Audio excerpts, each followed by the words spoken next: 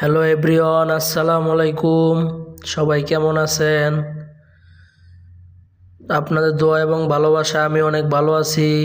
আপনারা সবাই কেমন আছে অবশ্যই কমেন্টে জানাবেন। দেখেন, আমি এখন পালং শাক পাক করতেছি।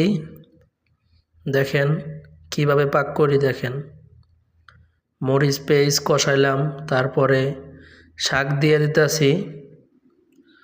এখন শাক পুরাপুরি সব দিয়া তারপরে কিছুক্ষণ লাড়াচাড়া করব। লাড়াচাড়া কইরা পরে ডাইকে রাখবো কতক্ষণ। ডাইকে রাখলে সেদ্ধ হবে। এই যে একটু সেদ্ধ হচ্ছে, টানছে।